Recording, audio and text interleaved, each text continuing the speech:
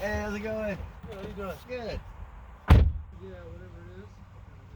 Yeah, me neither, but I. Oh, yeah, that's cool. Good.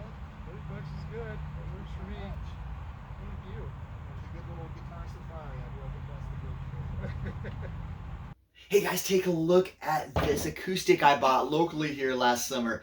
This is a GHoliday. Let's check it out, G.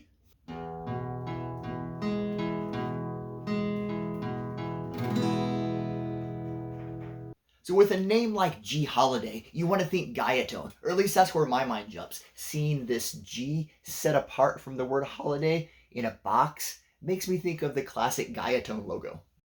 But this is not the case. Electric models badged GHoliday exist. They're not really rare, and they are known to be built by Kawai. Here's some photos from Reverb. You can see it's the exact logo as on this acoustic. Here's another listing. Looks like the same model guitar, but the logo sticker is on the headstock sideways. Photos for this listing show the fretboard inlays really nicely. You can compare them to my guitar, and that's one thing that really stood out to me when I was initially looking at this GHoliday acoustic. Those block inlays look really nice. The sleek rounded corners, and even the edges where they're laid into the fretboard, just really appealed to me. So we have a GHoliday acoustic built in Japan in the 1960s by Kawai. But this is not the end of the story. There's more to be learned here, but first let's get this up on the bench for a closer look. Alright, here's the headstock. Looks like the classic Gibson open book headstock, doesn't it? And the badge is a raised sticker. It's got a plastic nut, some old dirty strings, some kind of fabric in there. So these block inlays. This binding here, check out, it's got some wear along the plywood.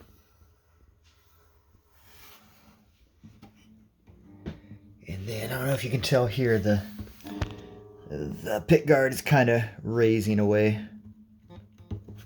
So the bridge has a crack all the way through. The action's pretty high from the billing.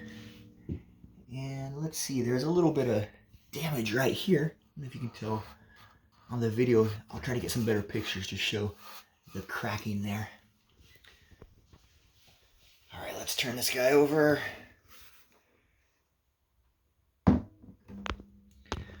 Right up here is evidence of a missing gum label that very likely said made in Japan.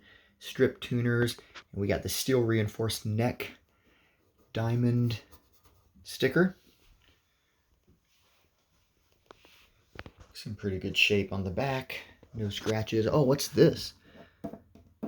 Big area of discoloration. Interesting.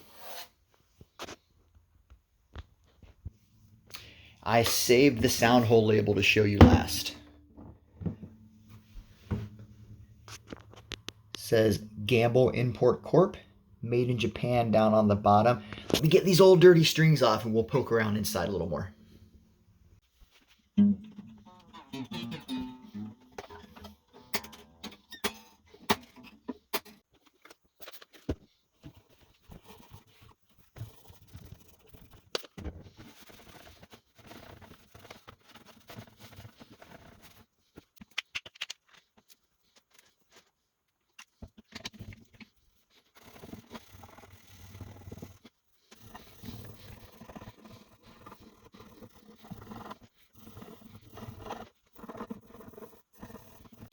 Alright, I've got it cleaned up a bit. Here's the soundhole label. It's a little grimy and peeling up the edges. I'll try to put a couple dots of Elmer's glue, white glue, underneath it to seal it back down. But it says Gamble Imports Corporation. Can you make out the made in Japan down there? It's pretty faint.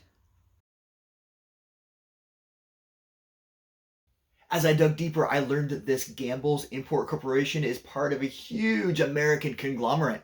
In all these visual examples, notice that whenever you see the word Gamble, the G is the same font as the GHoliday logo.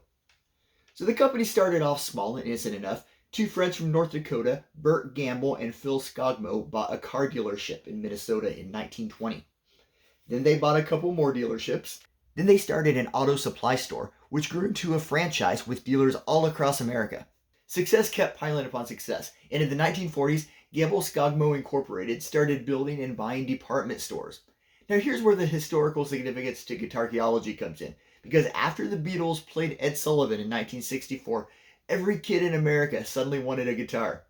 And the most affordable way for a parent to get a kid a guitar was from their local and trusted department store, which got them either from Chicago or Japan.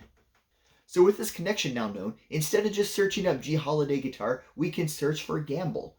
At first you pull up a lot of fine china dishes. Here's the back of a couple. You'll recognize the Gambles logo from the soundhole label of the GHoliday. We also find mention of some drums. Here's a snare with the Gamble logo. And finally, we find a classical acoustic badge G Coronado with the same font as the GHoliday, even the same raised sticker. These photos are from a listing on shopgoodwill.com, and they're a little blurry, but we can see the same soundhole label. Coronado was the name Gamble gave to its appliances, televisions, and electronics, which apparently included guitars. And there's still more. While I was searching for GHoliday guitars, I kept encountering what I thought was a dead end with holiday guitars. Not GHoliday, but just holiday.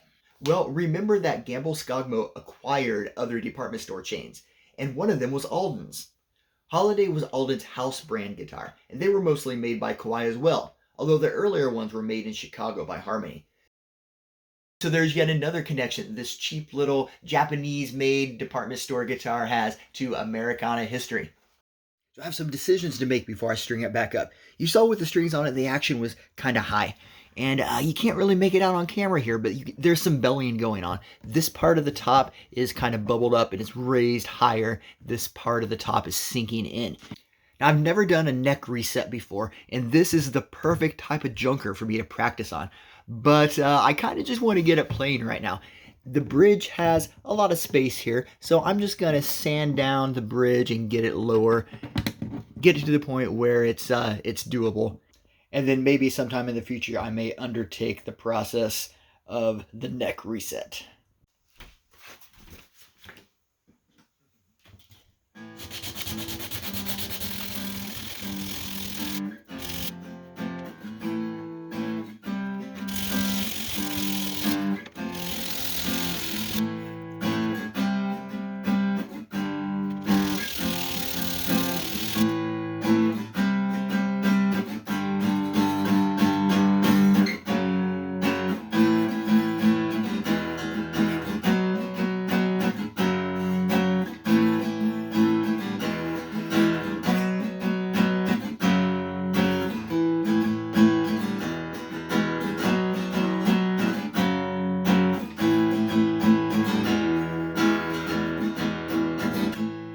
Hey, if anyone's ever owned one of these GHoliday guitars before, an acoustic like this or an electric, or if you have any stories about the Gamble-Skogmo legacy, please leave a comment down below. Thanks for watching, guys, and I'll see you next time.